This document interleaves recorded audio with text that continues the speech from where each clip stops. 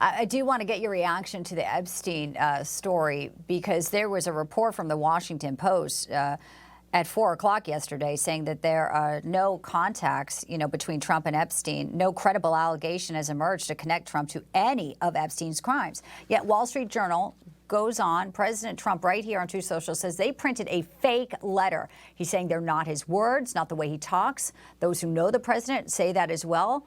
And now he's threatening to sue them. They didn't have the letter, and they didn't print the letter. What is your reaction to them moving forward with a story like this, knowing that it could all be false and it's out there in the court of public opinion, Senator Cornyn? Well, as we've discussed, there's many really important and exciting things happening now, just 6 months into the president's administration. And I basically think this is a sideshow. I trust President Trump, and I trust Attorney General Bondi to make the right call. But no one knows for sure what is in these files. There is a genuine concern about protecting innocent people and their privacy, whose names have been mentioned, who are not any of the people involved in the illegal or nefarious activities. So I'm glad to know that the Attorney General is going back to court to see if she can unseal some of the grand jury investigation, which is confidential by law, and hopefully that'll address some of the concerns so we can get on to more important things that affect 350 million Americans, not just this. Absolutely. All right. So when we talk about Americans, and you'll be talking about the One Big Beautiful tonight at the dinner with President Trump, he's saying Jerome Powell, too late Powell, as he calls him, doing a disservice, could be saving the country $1 trillion.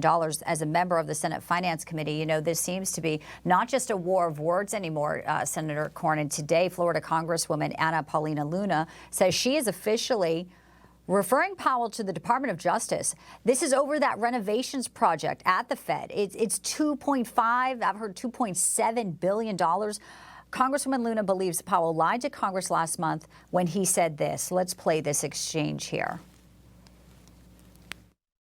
There's no VPI dining room. There's no new marble. We took down the old marble. We're putting it back up. We'll have to use new marble where some of the old marble broke, but there's no new, there are no special elevators.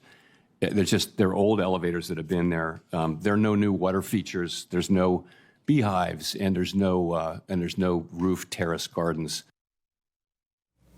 All right. So whatever they're doing, though, it's a big price tag. And if this does lead to some type of criminal investigation, do you think it would actually time out before his term ends, which is obviously next May? And President Trump says we're not going to move to just fire him. And some say he actually doesn't have the ability to do that with cause. Well, I think Congress has a legitimate oversight responsibility when it comes to spending tax dollars, and the Federal Reserve is no exception to that. I think what the president would like and what I would like is to see the Federal Reserve take its foot off the brake of the economy so the economy can grow a little faster. Obviously, we're still dealing with the consequences of 40-year high inflation because of all the reckless spending by the Biden administration. Everything's roughly 20% or more higher in cost. It's a silent tax on the American people. So this is a familiar, if you look back at history, a familiar debate between an administration which would always like to see interest rates lower and a Federal Reserve that's trying to figure out how do we keep this specter of inflation from coming back. So oversight's good, and I expect the debate over interest rates and over the Federal Reserve's role to continue as it has for almost the duration of the existence of the Federal Reserve System.